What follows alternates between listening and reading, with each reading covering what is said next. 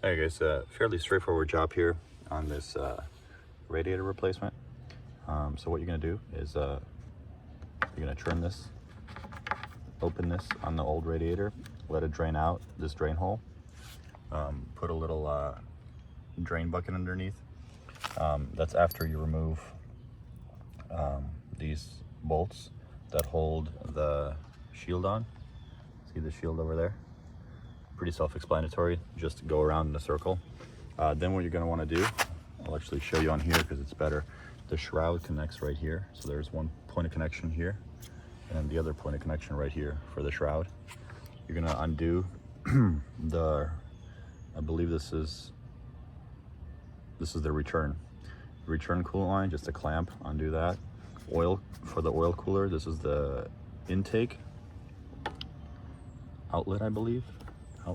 And this is the intake. Yeah, I think that's how it works. Again, very simple, with just clamps. You pull it out. Then there's going to be, then you're going to have a bracket that sits right here. It's like an L-shaped bracket that connects right in there. All you're going to do is get a long extension like this with a 12 millimeter, and then this is the actual bolt, the long one, and then these guys right here, they sit right in here. So just hold this with a vice grip and then undo the 12 millimeter on the other side.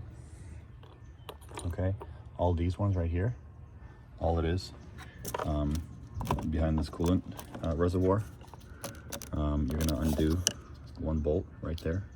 That slides back enough just to give you enough clearance to undo the bolt that sits right in here. All you're trying to do is make sure that the shroud is loose. See? This is loose. You want it to be as far away from the radiator as possible. Okay. Like I said, that one right there, you're gonna need a long extension, and then undo this top radiator hose, obviously, and then that bolt right there, you're also gonna undo. You see it? That one right there, but you won't be able to get it out, so just leave it in there for now. What else? Yeah, there's gonna be one right here, same as on the other side. Hold it on this side with vice grips, and then come around on this side, and it's going to be right there. Okay. Pretty much it. This you're going to reuse. This is right here, so just take that out. On the bottom,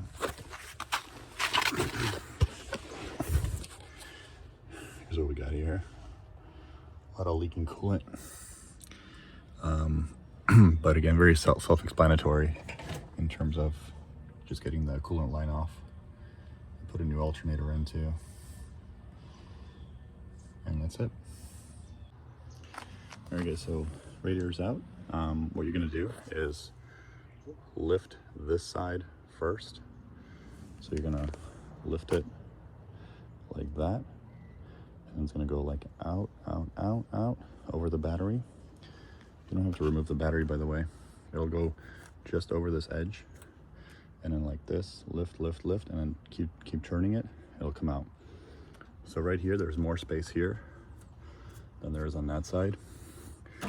Take a zip tie and zip tie all this fan assembly to the intake tube. And I'm gonna do the same on the bottom.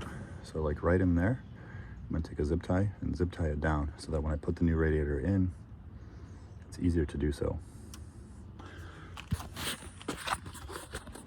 So as I told you before, these brackets, see there's two 12s right there.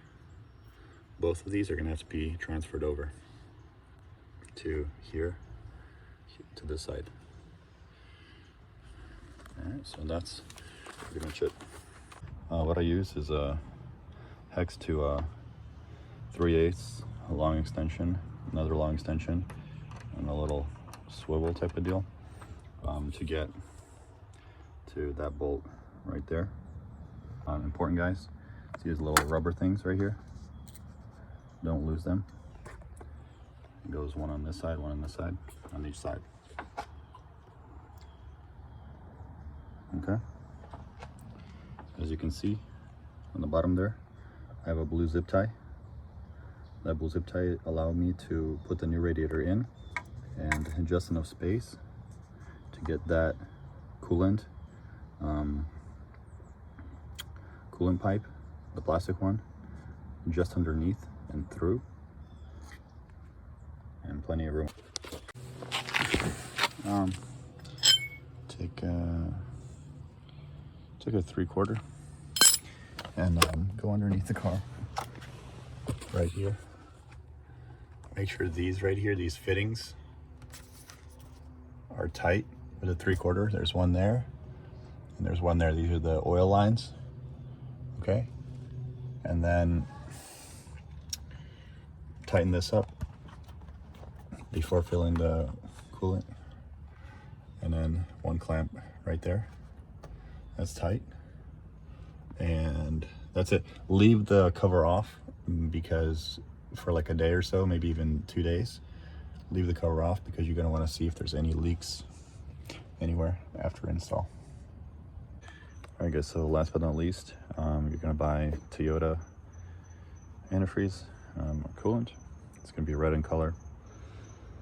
Go ahead and do a 50-50 mix. So you're going to do one of these from Toyota, and then one just like this, distilled water. It has to be distilled. Okay, and then you're going to do another one of these, and then another distilled water. So it has to be a 50-50 mix. You don't have to pre-mix, it's just a waste of time. And then what you'll do is go inside the car, turn the heat to full. Okay, that opens up the heater core, and then leave this off, this reservoir, so that the air bubbles can come out. And then what you're going to do is keep adding antifreeze coolant into here until it's full, and you'll actually see the air bubbles start coming out of here. Just make sure that this is always full while the coolant is circulating through the system, because you don't want to introduce more air bubbles to the system. I'm going to be doing this on my own, unfortunately, so I'm going to have to get a little bit creative, but that's basically it. It's pretty simple to bleed this system.